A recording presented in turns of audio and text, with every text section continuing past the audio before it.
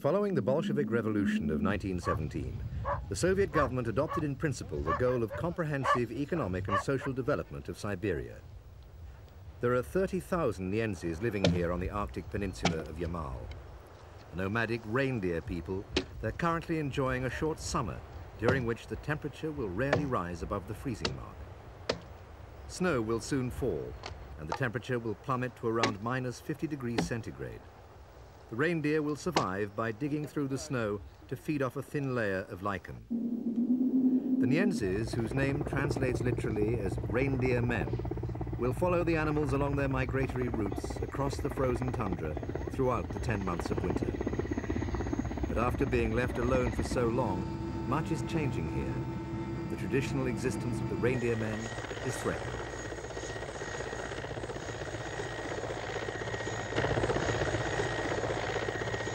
Roads are being driven deep into the tundra, and wherever they pass, the lichen is destroyed. In a few short years, millions of hectares of reindeer pasture have been lost. Many of the lorries carry food supplies to the new towns of the tundra. Billions of rubles are being spent in Siberia to tap vast reserves of natural gas and oil. The Soviet Union is desperate for export income. Since the early 1970s, intensive efforts have been made to exploit natural resources here.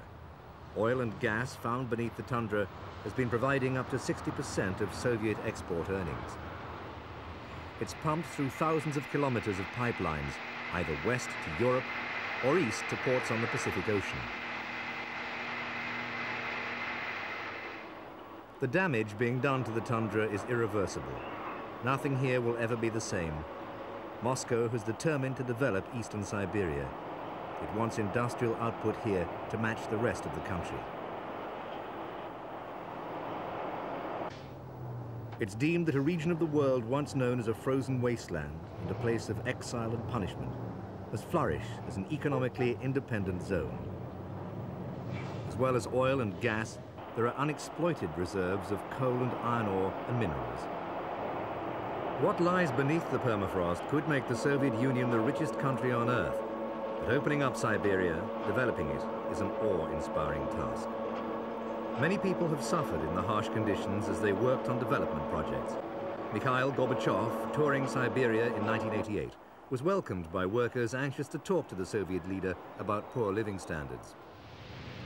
Conceding that the government bore the blame for inadequate planning in the new towns of Siberia, the Soviet leader called for special programs to rectify the situation. But he also appealed for faith in his perestroika program. The reply from some citizens here, the words "living death" daubed on a container.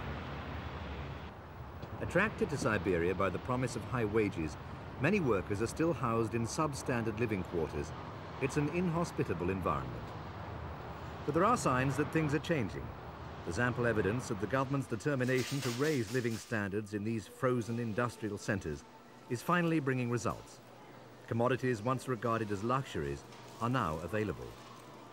There are definite signs that the quality of life in Siberia is improving. But most workers are here for short terms, and the government wants to establish more permanent communities. To ensure that this happens, 30% of the 230 billion rubles earmarked for spending on development in eastern Siberia by the year 2000 will be set aside for social and cultural projects. Much of it is to be spent on new housing, as the government has promised that all families will have their own homes. Shopping facilities, hospitals and schools, and other social services are to be improved for the worker communities. But what's to become of the original residents, the reindeer men? The children sing that the tundra will always be in their hearts. The song is one of many handed down through the generations by the Nienzi. It expresses their love of the land and the nomadic life they've led for thousands of years. The Yamal Peninsula supports 500,000 reindeer, but they cannot survive along with urbanization and industrialization, and they don't appear to be included in government plans for outright development.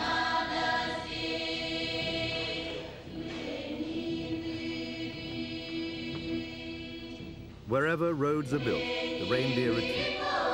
Without the reindeer, the tundra can't support the Nienzi's way of life. There are grave fears that soon they'll disappear into the cities, where they'll be lost forever.